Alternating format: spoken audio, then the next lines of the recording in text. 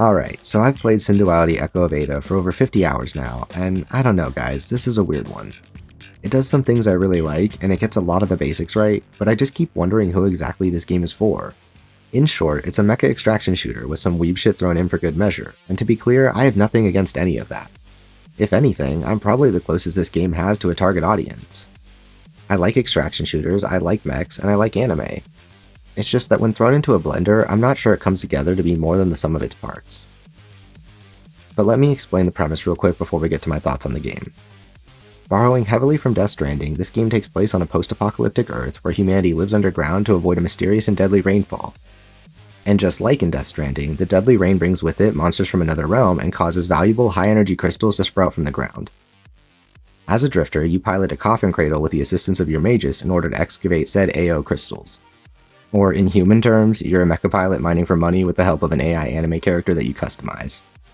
And that's pretty much the gist of it, so now let's get to my thoughts on the game. Let's start with the good stuff. As an extraction shooter, I think SYNDUALITY actually does a really good job of making the gameplay loop more casual without taking away the high stakes encounters.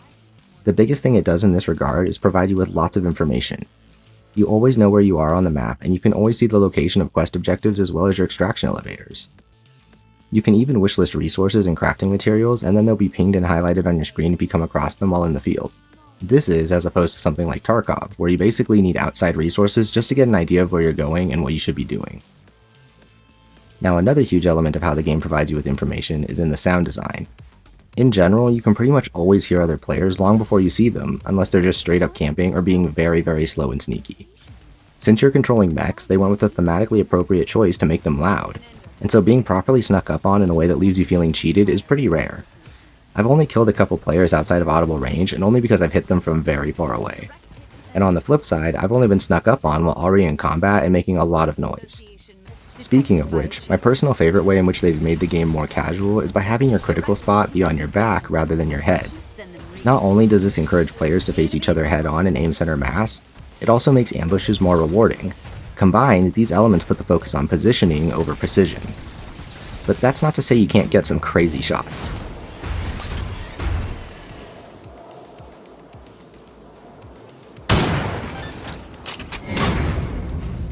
And the last thing I think is worth mentioning is crystal excavation. These crystals come in different sizes and qualities, and they are always a reliable source of generating credits to stock up on gear and supplies, which means you don't have to have an encyclopedic knowledge of what items are worth the most credits like in Tarkov. Taken all together, I think these different elements make the game a lot more approachable than the average extraction shooter, while retaining the less casual-friendly core concept of a full loot PvEVP game. And if that's not enough, you can pay in-game currency relative to the value of what you have equipped to ensure your gear and get paid back what it's worth if you die. Now for me personally, the whole entire point of extraction shooters is the full loot PvP, but an important part of that which often gets slept on is the loot. Like in Hunt Showdown for example, gear isn't as heavily power staggered and you're not collecting a bunch of crafting materials, so taking out a high level player and getting their shit isn't nearly as exciting as it is in something like Tarkov. Now that does come with an inherent power imbalance between well-geared players and those without good stuff, but in my opinion a big part of what makes extraction shooters fun is the high stakes tension created by that. I really believe SYNDUALITY has captured this core element of the genre perfectly. Regardless of how prepared you are, it's all too easy to get cocky and lose a lot of good stuff, and by extension, it's not uncommon to get a big haul off of someone who wasn't paying attention. Whether you're all kitted out and want to stay that way, or you're using the free beginner gear and have nothing to lose but everything to gain, there's always a reason to be locked in, and that's what I love. As for the shooting and combat in general, it's a bit of a mixed bag. While the weapons all feel pretty good to shoot, the shotguns and laser weapons all sound so wimpy that it takes away from their overall feedback.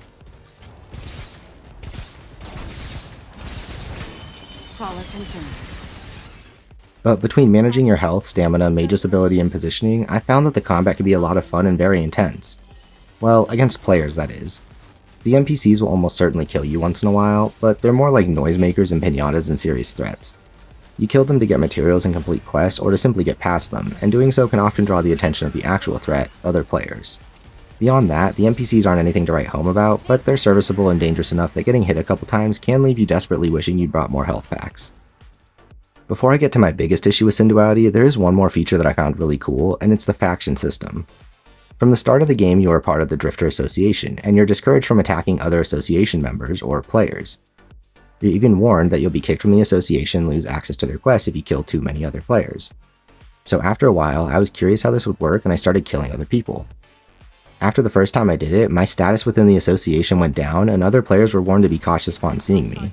After a couple more kills, I was in fact completely kicked from the association and all the progression I had made with them was lost, including any items I'd earned the right to purchase with my credits. Immediately after that, I was contacted by the black market and was presented with an entirely new progression path that runs parallel to the regular one. Now instead of the association, I was doing quests for crime families and black market traders, and there was now a bounty on my head that went up with every subsequent player kill which could be tracked via leaderboard. Not only do you unlock a separate progression path, you also get access to a completely different set of rewards and gearing options. So for example, the association quests will unlock energy weapons and mecha parts designed for PvE combat, whereas the black market quests will unlock ballistic weapons and PvP-oriented mecha parts. I think this is really well done all on its own, but when you consider how it's almost completely hidden from the player unless they choose to go rogue, I think it feels like such an incredible and surprising discovery, though I do worry about other people actually discovering it. I was honestly starting to burn out with the game after only 15 or 20 hours of being mostly friendly, but discovering this whole other way of playing the game really brought it back to life. And that's because as a PvP game, SYNDUALITY becomes far more engaging. When every player presents a potential threat, things like how much weight you're carrying and the fact that other players are alerted when you excavate nearby crystals, which is the primary currency generator, become much more relevant. As a regular PvE third-person shooter, however, the game is admittedly pretty mediocre. This is especially apparent in its final surprise, a series of single-player PvE missions you unlock after completing certain quests. These aren't bad by any means, and a couple are even kinda tough, but they do highlight the simplicity of the PvE mechanics. All that aside, there are moments when SYNDUALITY really delivers as a casual extraction shooter if you're willing to engage with the PvP. The problem is that unless you start fighting other players at least occasionally, the matchmaking will try to keep you with other friendly people, and you're back to the very repetitive loop of just gathering materials and extracting. Which brings me around to my biggest complaints with SYNDUALITY. The enemy AI and variety is pretty bad, the gunplay is serviceable but nothing exceptional, and the mechs aren't the focus of your customization or cosmetics. In fact, all of your cosmetic and premium items are tied directly to your Magus, which is also the game's only real way of driving home the anime aesthetic. For all intents and purposes, your Magus is just your mech's cockpit AI akin to Jarvis. Except your AI partner has a physical body which rides in the coffin on the back of your cradle, hence coffin cradle. But for reasons that feel almost entirely monetary, they also project a floating hologram of themselves to follow you around and observe the world.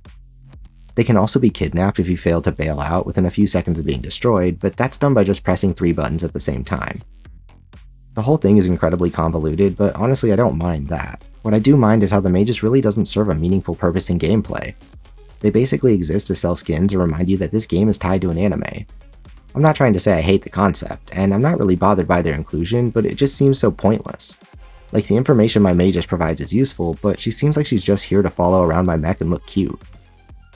Despite this game being developed alongside its anime tie-in, the Magus system and anime elements really feel like they were bolted onto an in-development mecha game in an attempt to help market both.